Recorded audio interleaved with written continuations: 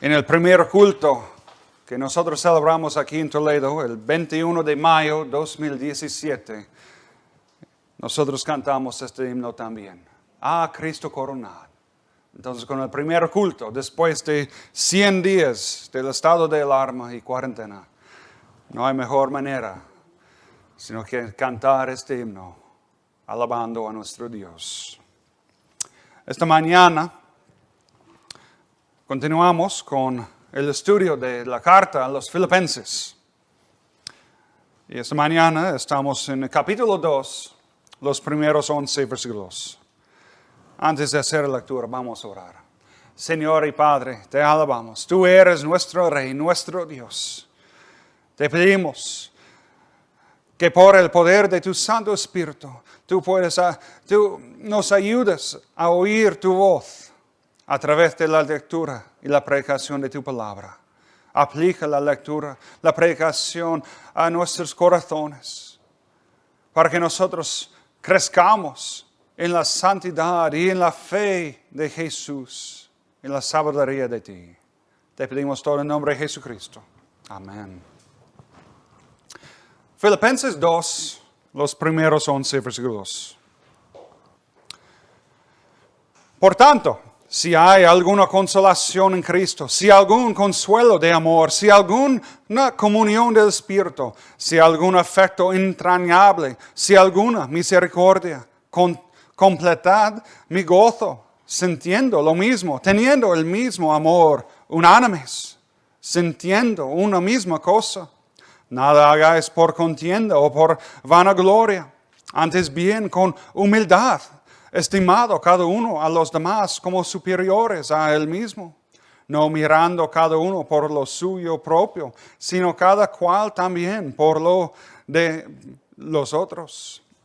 Haya pues en vosotros este sentir que hubo también en Cristo Jesús, el cual, siendo en forma de Dios, no estimó el ser igual a Dios como cosa a que aferrarse, sino que se despojó a sí mismo, tomando forma de siervo, hecho semejante a los hombres, y estando en la condición del hombre, se humilló a sí mismo, haciéndose obediente hasta la muerte, y muerte de cruz. Por lo cual Dios también le exaltó hasta lo sumo, y le dio un nombre que es sobre todo nombre, para que en el nombre de Jesús se doble toda rodilla de los que están en los cielos y en la tierra y debajo de la tierra, y toda lengua confiese que Jesucristo es el Señor, para la gloria de Dios Padre. Hasta aquí la palabra del Señor. Cuando yo estaba en el bachillerato, yo era el chaval más alto. Una sorpresa, ¿no? Y por ser alto, todos pensaban que yo jugaba baloncesto y iba a jugar baloncesto toda la vida. Es como aquí. Cada niño quiere vestirse en las camisas de Real Madrid y suenan con ser un jugador como Ronaldo. Pero el problema es que, igual que no todos los niños bajitos van a ser como Ronaldo, no todos los altos van a jugar para la NBA. Y aunque yo nunca creía que yo iba a jugar profesionalmente, yo pensaba que yo era un buen jugador. Y esto cambió en el año 98. Yo estaba entrenando con otras personas altas en el gimnasio de la Universidad de Buffalo. Y un sábado, un jugador de la Universidad de Connecticut vino a Buffalo para ver a su novia. Y viéndonos jugar en el gimnasio, él ofreció jugar un partido con nosotros. Y él medía 2 metros y tenía el don de baloncesto. Él era tan rápido, podía saltar tan alto, conseguía cada tiro. Y cuando él saltó sobre mí y sobre otro chico aún más alto que mí para hacer un mate, en aquel momento yo fui humillado de verdad. Yo entendí que yo no era nada en comparación con los jugadores élites. Y bueno, elite era este hombre, se llama Richard Hamilton. Él iba a jugar 14 años en la NBA y ganar la copa en el año 2004 con los Pistons. Y al verle jugar en persona, al ver su habilidad, nosotros jóvenes crecimos en la humildad. Entonces, una manera para crecer en la humildad es entender o ver la supremacia o la superioridad de otros. Y en una manera, esto es lo que nosotros tenemos aquí en Filipenses 2, 1 a 11. El pasaje empieza con imperativos, pero el enfoque principal es un llamado a la humildad y la adoración de Jesús. Y la humildad es importante porque cuando hay muchos egoístas, entonces hay muy poca unidad y muy poca paz. Por ejemplo, piensa en tu familia o en tus amigos. ¿Cuántas discusiones hubieran sido evitadas si tú hubieras sido más humilde? Casi todos. Es como un dicho que yo vi en una taza de café. Todos los grandes dichos están en las tazas de café. Y uno dijo, tu mujer nunca discutirá contigo si tú estás fregando los platos. La idea es, la humildad va a mantener la paz. Y que los varones deben fregar más platos y los suelos más a menudo. Pero también hay discusiones dentro de la iglesia. Algunas personas quieren ser las personas importantes. Ellos prefieren una cosa o un tipo de música más que otros. O ellos ponen un enfoque sobre una doctrina más que otros. Pues hay muchas razones por la falta de la unidad o la falta de paz, tanto en la casa como en la iglesia. En capítulo 4, versículos 2 y 3, leemos de una situación entre dos mujeres, Evodia y Sintique. Dice en versículo 2 de capítulo 4, ruego a Evodia y a Sintique que sean de un mismo sentir en el Señor. Pablo dice que ellos combatieran juntamente con él en el Evangelio. Entonces ellas eran hermanas de la fe, hermanas que ayudaban a Pablo y otros mucho en su ministerio. Pero por una razón u otra, algo pasó entre estas mujeres. No sabemos lo que era, pero algo pasó. Algo que no hubiera existido si ellas hubieran sido humildes. O si ellas hubieran considerado a la otra como más importante. Básicamente algo que no hubiera existido si ellas hubieran sido más como Jesús. Entonces esta mañana nosotros veremos la humildad y el ejemplo de Jesús. Y veremos su importancia para nuestra vida y nuestro futuro. La semana pasada nosotros vimos lo que es la verdadera unidad. Y hoy nosotros aprendemos que esta unidad y la humildad están vinculadas. Que sin la humildad, la unidad es imposible. Pero para empezar es necesario ver la base para nuestra humildad. Al igual como yo jugaba baloncesto con Hamilton, nuestra humildad empieza cuando nosotros entendemos mejor nuestra situación. Cuando entendemos lo que nosotros merecemos. Y nosotros como hijos y hijas de Adán y de Eva, nosotros somos pecadores. Tenemos la mancha del pecado original en la vida y también todos los pecados que hemos cometido. Dios, sin embargo, Dios es perfecto, es santo. Es santo, santo, santo. Nosotros no. De hecho, Dios es tan santo que Él no puede permitir el pecado en su santa presencia. Salmo 5, versículo 4 dice, porque tú no eres un Dios que se complace en la maldad. El malo no habitará junto a ti. Y cuando Moisés pidió a Dios a ver su gloria, Dios le contestó en Éxodo 33, versículo 20. no podrás ver mi rostro, porque no me verá hombre y vivirá. Y por eso Dios le puso a Moisés en una hendidura de la pena. Somos pecadores. Hemos rompido la santa ley de Dios en palabra, en pensamiento y obra. Y la rompemos cada día.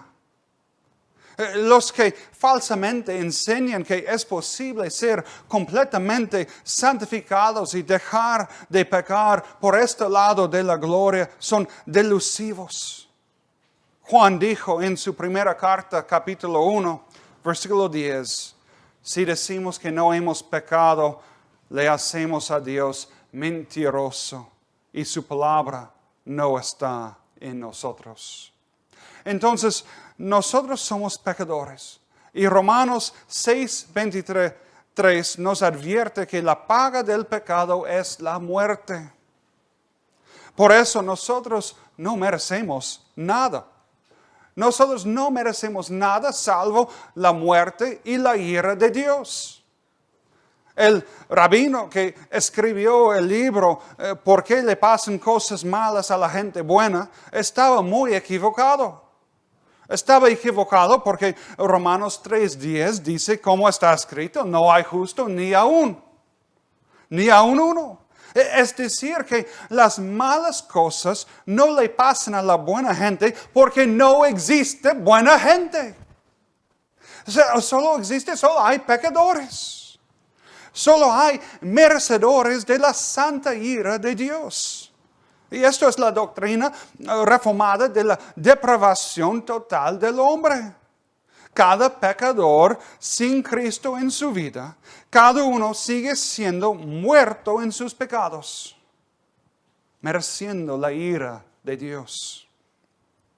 Toda la Biblia claramente declara, igual como la primera carta a los Corintios, capítulo 6, versículos 9 y 10, 1 Corintios 6, versículos 9 y 10, ¿no sabéis que los injustos no heredarán el reino de Dios? No erráis, ni los fornicarios, ni los idolatras, ni los adúlteros, ni a los afeminados, ni los que se echan con varones, ni los ladrones, ni los avaros, ni los borrachos, ni los maldicientes, ni los estafadores heredarán el reino de Dios. Pues es muy fácil en nuestro orgullo decir, pues yo no soy tan malo, yo soy buena persona. Yo no he matado a nadie. Soy honesto. Somos buena gente aquí. Pero el texto de Corintios no termina con versículo 10. Continúa diciendo en versículo 11.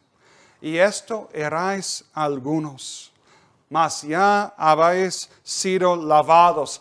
Ya habéis sido santificados, ya habéis sido justificados en el nombre del Señor Jesús y por el Espíritu de nuestro Dios. Es decir, que la iglesia está llena de personas que eran grandes pecadores. Pecadores que pecaron en estas y en muchas otras maneras. Pero la gran diferencia entre los creyentes y las personas del mundo es su fe en Jesucristo. Y las maneras de que su fe y el Espíritu Santo cambian su vida. Y sobre todo por su fe, ellos son justificados, perdonados, lavados en la sangre de Jesús. Ellos siguen siendo pecadores, pero pecadores perdonados por Dios. Y viendo la situación tal como es, entonces, si tú lo debes todo al otro, entonces tú serás humilde y agradecido a Él. Viendo lo que nosotros merecemos, lo que nuestros pecados merecen y lo que nosotros éramos sin Cristo en la vida, esto nos ayuda a apreciar aún más la salvación, apreciar aún más lo que Jesús hizo por nosotros, lo que Él consiguió para nosotros en la cruz. Nosotros no hicimos nada para merecer la salvación. Nuestros méritos no valen por nada. Nuestra buena vida tampoco vale por nada. La única cosa que nos vale es la fe en Jesús y lo que Él hizo para nosotros. Y si tú estás en Cristo, es solamente porque Él te eligió, te salvó, te perdonó. Si tú eres un hijo o una hija de Dios adoptado por recibir y creer en Jesús, entonces es solamente porque Dios te amó primero. Él tomó la iniciativa. Efesios 2, versículos 4 y 5 dice: pero Dios, que es rico en misericordia, por su gran amor con que nos amó, aun estando nosotros muertos en pecados, nos dio vida juntamente con Cristo. Por gracia sois salvos. En Romanos, capítulo 5, versículo 8, mas Dios muestra su amor para con nosotros en que siendo aún pecadores, Cristo murió por nosotros. Y en Colosenses 1, versículos 21 y 22. Y a vosotros también que erais en otro tiempo extraños y enemigos en vuestra mente, haciendo malas obras, ahora os ha reconciliado en su cuerpo de carne por medio de la muerte, para presentaros santos y sin mancha y irreprensibles delante de Él. Jesús hizo todo.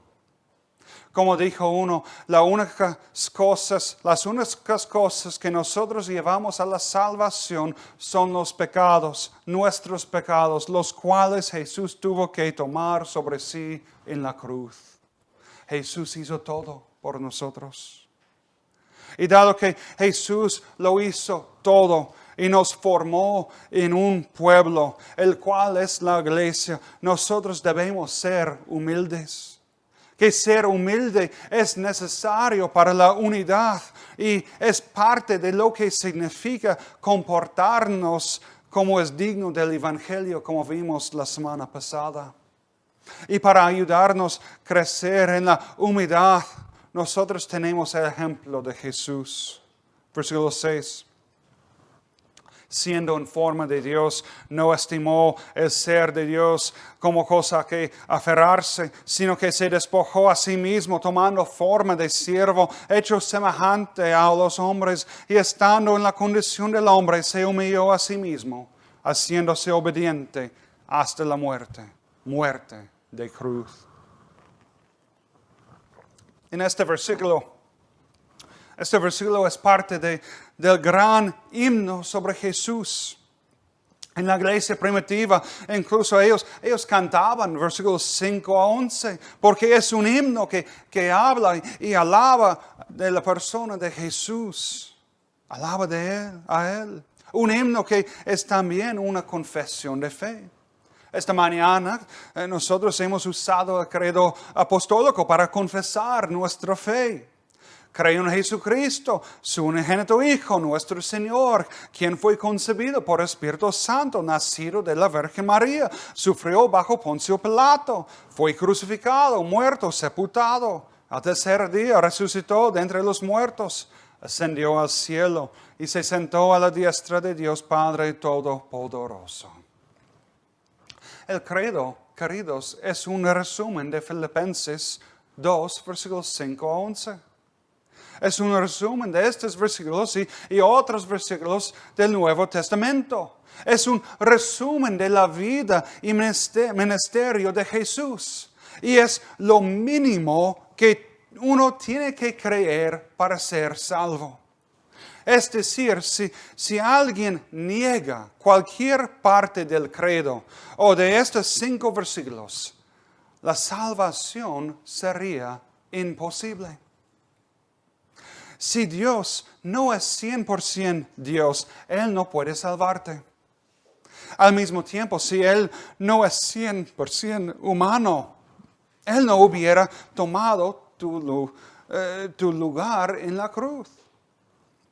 Él no hubiera cumplido la ley y no hubiera pagado por tus pecados con su muerte. Son cosas importantísimas. Los testigos de Jehová, ellos niegan que Jesús era completamente Dios.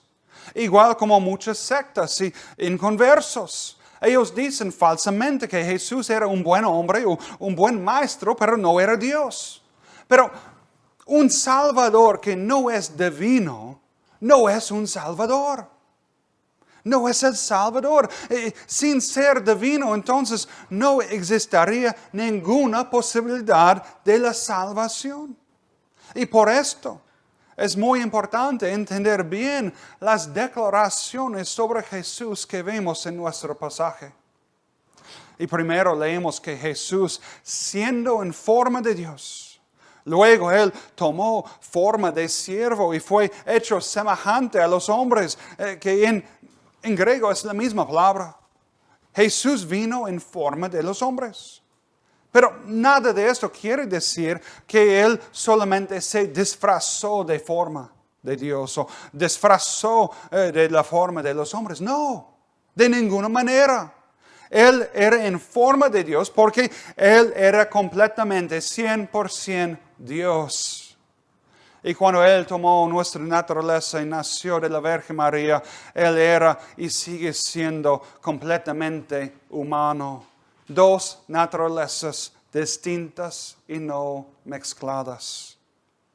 Juan Calvino interpretó las palabras forma de Dios para significar la majestad de Dios. Que Jesús, la segunda persona de la divinidad, la segunda persona de la Trinidad, Él no estimó el ser igual a Dios como cosa a que aferrarse. Que aunque Jesús es igual a Dios el Padre y igual a Dios el Espíritu Santo en su honor y santidad y gloria y poder, Él no se jactó de su gloria. Él era humilde. En ningún momento Jesús perdió su gloria. Su gloria siempre era parte de su ser. Él es glorioso porque Él es Dios. Él es santo, santo, santo. Pero por su gran amor para con pecadores como nosotros, Jesús se despojó a sí mismo, tomando forma de siervo. Él se humilló. Él no perdió su divinidad, no perdió su gloria. Él no perdió nada. Pero al mismo tiempo, Él se despojó a sí mismo. Él puso a un lado su gloria por un tiempo, pero no para siempre. Y entonces la hora de su gloria, la hora que nosotros vimos hace poco en los últimos capítulos del Evangelio de Juan, la hora de la gloria de Jesús era cuando Él cumplió su misión y murió en la cruz y resucitó al tercer día. Fue en este momento que Él tomó su gloria sobre sí. Entonces, poniendo a un lado su gloria, era la manera en que Jesús, una parte de la manera en que Jesús se humilló. Él, por un tiempo, puso al lado sus derechos y privilegios como Dios y Rey del universo, para tomar nuestra naturaleza con el fin de salvarnos de nuestros pecados y reconciliarnos con Dios.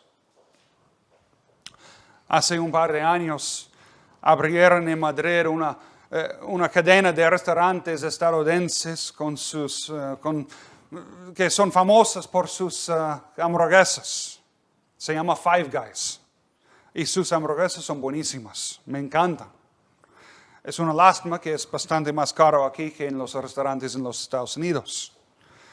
Pero por ser una cadena famosa, con buena comida, no importa sus precios, en las primeras semanas después de abrir en la Gran Vía de Madrid, cada día a la hora de comer había filas hasta cientos de personas esperando para entrar. Y aunque hoy en día el rey de España es una posición bastante ceremonial, el rey Felipe VI tiene muchos derechos y privilegios por ser el rey y por ser famoso. Y si él le hubiera gustado una hamburguesa de Five Guys en su día de apertura, él no hubiera tenido que esperar para entrar. Por ser el rey, por ser famoso, él no tendría que esperar en la fila. Él podría saltar la fila. Es un derecho que él tiene como rey. Ahora, imagínate si en vez de saltar la fila, él decidió ir y ponerse en la última plaza de la fila y esperar 2 horas en la lluvia antes de entrar para comer su comida de pie por falta de las mesas. Tal cosa sería impensable. Sería el enfoque de todas las noticias en todo el mundo. Sería una foto que seguramente sería un meme por muchos años. Los reyes no tienen que esperar en filas o en la lluvia. Los reyes no sirven o esperan a otros. Al contrario, y sobre todo en la antigüedad, la gente existía para servir a los reyes. Y Jesús, por ser Dios, por ser el Rey de Reyes, Él es digno de toda la gloria y toda la honra en todo el mundo. Los reyes de la tierra deberían ser los que lavan los pies de Jesús. Pero esto no fue la manera que Jesús vino a la tierra. Jesús dijo en Mateo 20, versículo 28, el Hijo del Hombre no vino para ser servido, sino para servir y para dar su vida en rescate por muchos. Él lavó los pies de sus discípulos. Jesús vino para servir y para obedecer. Él obedeció y se sometió a la voluntad de Dios el Padre en todo. Como Él dijo en el huerto en la noche antes de su crucifixión: Padre, si quieres, pasa de mí esta copa, pero no se haga mi voluntad, sino la tuya. Jesús era obediente hasta la muerte de cruz. Esto quiere decir que Él cumplió todo lo que demanda la ley. Entonces como Jesús es humilde, como Él se humilló y obedeció a Dios, nosotros también tenemos que humillarnos y obedecer la palabra de Dios. En Mateo 5:17 Jesús dijo: no pensáis que he venido para abrogar la ley o los profetas. No he venido para abrogar, sino para cumplir. Y activamente Él cumplió todos los requisitos de la ley de Dios. Él se humilló, tomando la forma de un siervo, bajo la ley, pero sin la mancha del pecado. Nosotros rompemos la ley. Nosotros no la cumplimos. Pero queridos, esto es el Evangelio. Esto es la buena nueva. Si tú crees en Jesús, entonces Él cumplió la ley en tu lugar. Pero cumplir la ley no es suficiente para tu salvación. Es decir, que si Jesús solamente cumplió la ley, esto no puede salvarte. Porque tú sigues bajo la condenación de tus pecados. Y por esto fue necesario que Jesús también muriese en la cruz. Él murió no por sus pecados, porque Él nunca pecó. No, ahí Él tomó tus pecados sobre sí. Segundo de Corintios 5:21 dice: al que no conoció pecado, por nosotros lo hizo pecado, para que nosotros fuésemos hechos justicia de Dios en Él. Jesús tomó el castigo y la condenación que merecen nuestros pecados. Gálatas 3, versículos 13. Citando Deuteronomio 21:23 dice: Cristo nos redimió de la maldición de la ley, hecho por nosotros maldición, porque está escrito: maldito todo el que es colgado en un madero.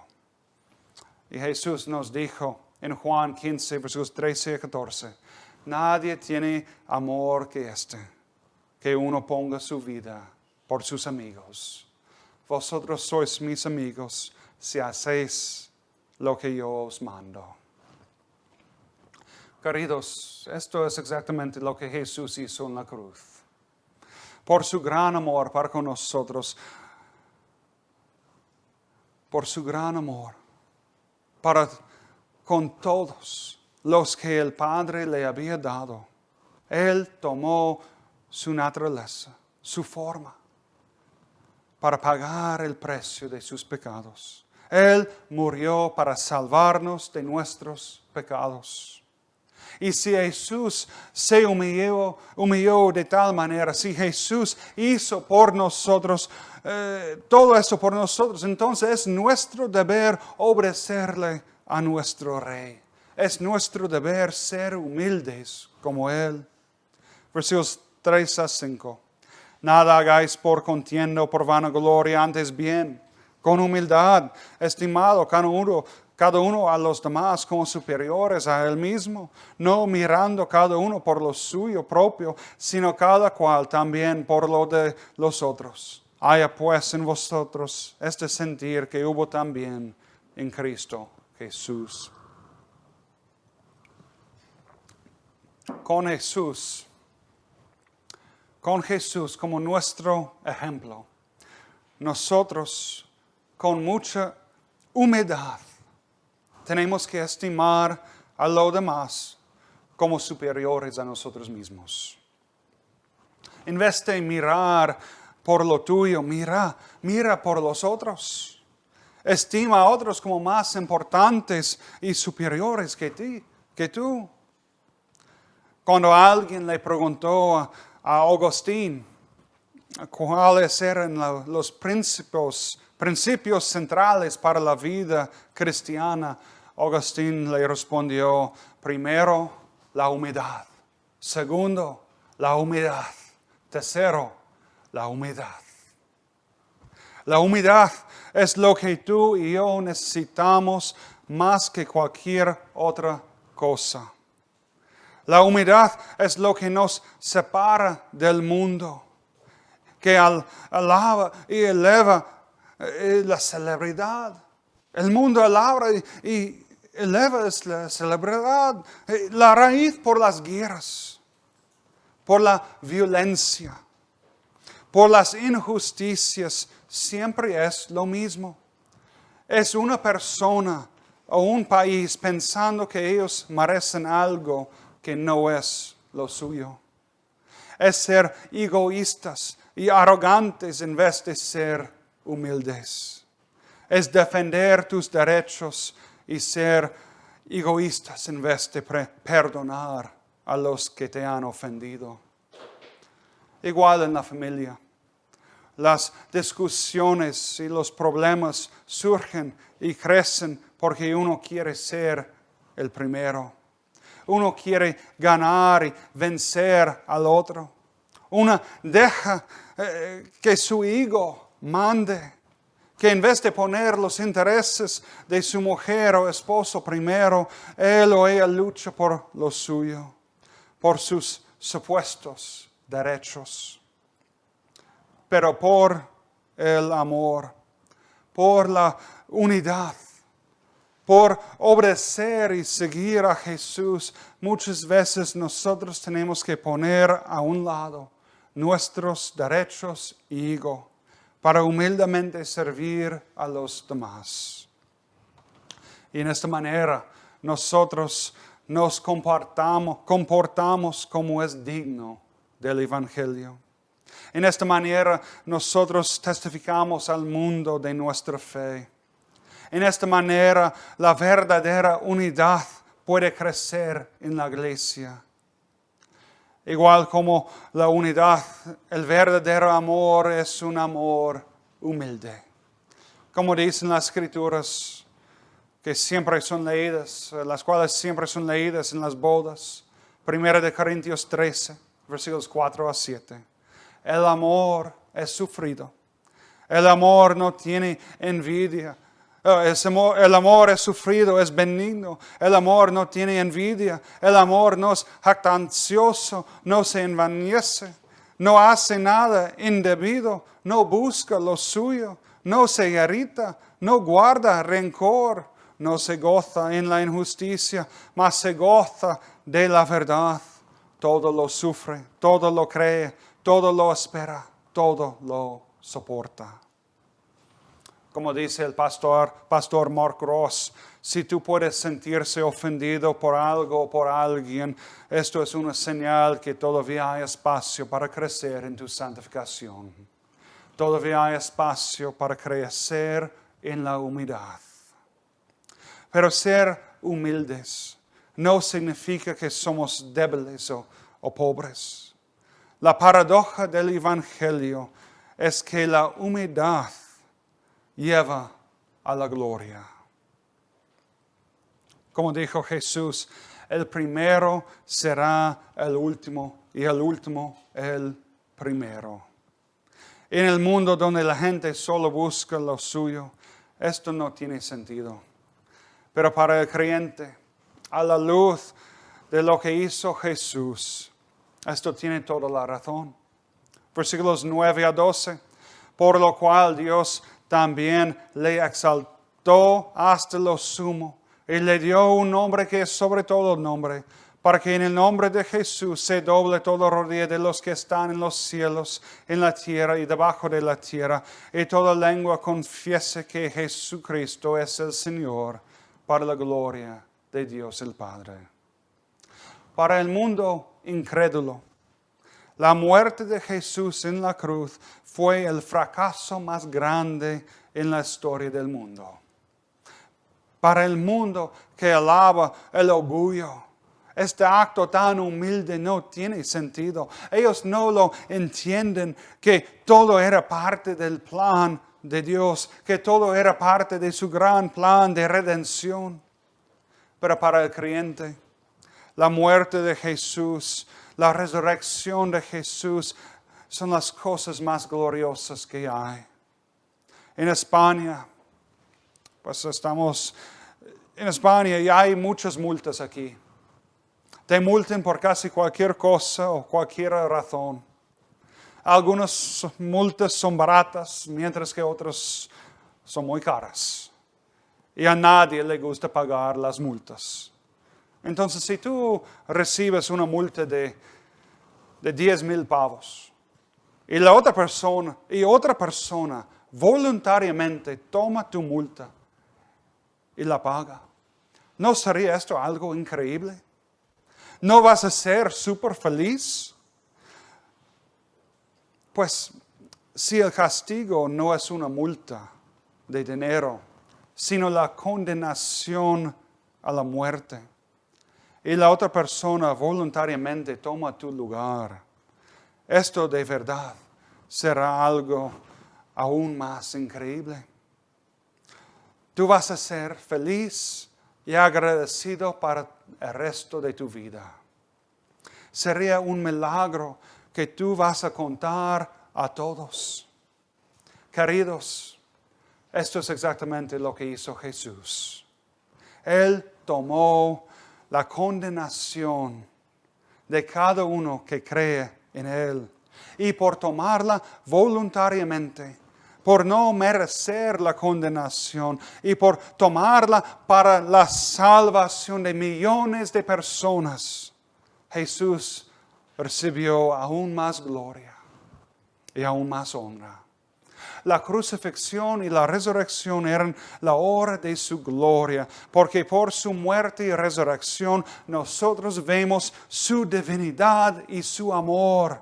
Nosotros vemos su gloria brilla en este mundo tan oscuro.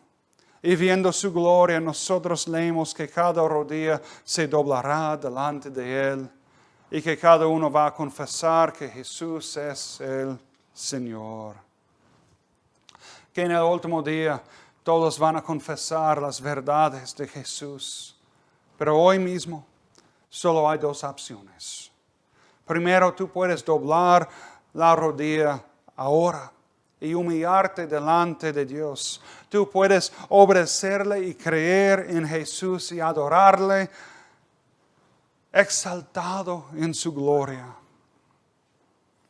En ruso, uno de los verbos para adorar es literalmente doblar la rodilla. Que rodillas dobladas es una manera para adorar. Y por esto muchas personas oran de rodillas y muchas iglesias incluyen tiempo de doblar la rodilla en sus cultos. Pero más importante que la acción exterior es la acción, es la actitud de tu corazón. Y si ahora mismo tú tienes las rodillas de tu corazón dobladas delante de Jesús, entonces tú también tienes la gran promesa de Romanos capítulo 10, versículos 9 y 10. La promesa que dice que si confesares con tu boca que Jesús es el Señor y creyeres en el corazón que Dios le levantó de los muertos, serás salvo. Porque con el corazón se cree para justicia, pero con la boca se confiesa para salvación. Que la confesión que Jesús es el Señor y Dios, que Él es el Rey de Reyes, el único Salvador, es una confesión que salva. Digo, es la única confesión que te puede salvar. Y la salvación prometida es para toda la eternidad. Pero no todos quieren humillarse y confesar a Jesús ahora. Hay millones de personas que prefieren vivir ahora en su arrogancia, en su orgullo y arrogancia. Ellos niegan a Jesús. Ellos prefieren adorar los ídolos o ponerse a sí mismo en el trono en vez de adorar al Rey de Reyes. Pero aunque ellos no quieren voluntariamente doblar sus rodillas delante de Jesús, las Escrituras nos dicen que en el último día no habrá otra opción. Dios les doblará sus rodillas en el gran día de juicio. Y viendo su santidad y gloria en su totalidad, ellos no podrán hacer otra cosa salvo confesar la verdad de Jesús. Pero, queridos, esto es muy importante. Si tú no has recibido a Jesús, si tú sigues sin Cristo en tu vida, escúchame bien. Escúchame bien. Si tú esperas hasta el día de juicio para confesar a Jesús, si tú nunca te rindes a Jesús en la vida, entonces tu confesión en el día de juicio no será una confesión que salva, sino solamente un reconocimiento de la verdad de Jesús. Tu rodilla será doblada, no como uno mostrando su respeto y amor para su Señor, sino será doblada por fuerza, como las rodillas de los enemigos vencidos. Estarán dobladas y esperando recibir su castigo y condenación por luchar y rebelarse contra Dios. Y tu castigo será el lago de fuego y el infierno para toda la eternidad. Y por eso es solo una confesión que salva si la confieses ahora en la vida. Tú tienes que creer ahora. Tienes que recibir a Jesús por la fe. Y nosotros cobramos ánimo porque el nombre de Jesús es el nombre sobre todos los nombres. Hay poder de salvación en el nombre de Jesús. Incluso los incrédulos del mundo lo reconocen. Ellos no quieren creer en Jesús, pero ellos saben que su nombre es muy especial. Pues, ¿cuándo fue la última vez que tú oíste a alguien gritar, oh Buda o Apolo? Cuando alguien se golpea un dedo, ellos no gritan el nombre de un falso Dios o de un ídolo. No, ellos toman el nombre de Jesús, el nombre de Dios en vano. Ellos usan su nombre como una palabrota o una exclamación. Y aunque ellos están rompiendo el tercer mandamiento y usando el nombre de Dios en vano, esto no nos sorprende. Ellos no creen en Jesús, pero al mismo tiempo, ellos no pueden negar que Él es diferente y muy especial. Porque si Jesús no fuera tan especial, ellos no gritarían. Ellos gritarían otro nombre. Su nombre es poderoso. Es solo por el nombre, la persona, la obra de Jesús que nosotros tenemos acceso a su trono de gracia. Pero Jesús no es como un genio en la botella. Él no hará nada que no esté de acuerdo con la santa voluntad, la perfecta voluntad de Dios el Padre. Nadie puede manipular ni controlar a Jesús porque Él es Dios. Él es todopoderoso y Él lo sabe todo. Bueno, y en fin, si tú has recibido alguna consolación en Cristo, algún consuelo de amor, alguna comunión del Espíritu, algún afecto entrañable, alguna misericordia, entonces cree en el Señor Jesucristo. Dobla la rodilla delante de nuestro Dios, el único Dios vivo y verdadero.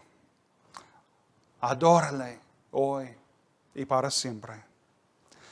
Cree en Jesús, obedece sus palabras, estima a otros como superiores a ti mismo, de ti mismo. Ama a Dios y ama a tu prójimo con humildad. Como dice Micaías 6:8, como hemos leído. Oh hombre, Él te ha declarado lo que es bueno y que te pide el Señor de ti, solamente hacer justicia, amar misericordia y humillarte ante tu Dios. En el hebreo, el verbo humillarse literalmente significa andar con humildad. Andar con humildad delante del Señor Dios. Nosotros debemos ser un pueblo que espiritualmente y humildemente anda de rodillas delante de Dios con humildad. Un pueblo que pasa mucho tiempo adorando a Dios y hablando con Él en oración. Y si ahora tú andas con las rodillas dobladas, las rodillas de tu corazón dobladas delante de Jesús ahora, entonces para toda la eternidad tú estarás con Él en su gloria. Y esto da aún más gloria a Dios el Padre. Cada pecador que se arrepiente de sus pecados, cada pecador que se dobla las rodillas en fe y en adoración delante de Jesús, es otro motivo para celebrar y glorificar a Dios. Sole Deo Gloria, la quinta de las 5 solas. Dar gloria solo a Dios en todo y por todo. Y a la luz de lo que hizo Jesús, como Él dejó su posición de gloria, como Él dejó su gloria para tomar nuestra naturaleza, para cumplir la santa ley de Dios y tomar nuestro castigo en la cruz.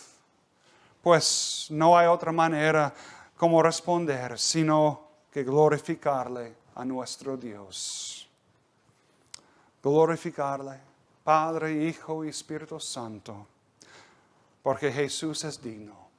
Dios es digno de recibir toda la gloria y toda la honra, ahora y para siempre. Señor y Padre, damos muchas gracias porque tú eres nuestro Dios. Tú eres digno de toda la gloria, toda la honra. Te alabamos y glorificamos. Y pedimos, Señor, que nosotros seamos humildes como Jesús. Enséñanos a ser humildes. Enséñanos a amar a ti, a amar a nuestro prójimo como tú nos amas. Ayúdanos a aprender a servir a los demás y estimarlos más como superiores a nosotros. Y Señor, para los que todavía no han doblado sus rodillas delante de ti, Señor, envíales tu Santo Espíritu. Compunge su corazón para que ellos también creen en Jesús, doblen sus rodillas y confiesen su fe en Jesús para su salvación y para tu gloria. Te pedimos todo en el nombre de Jesucristo. Amén.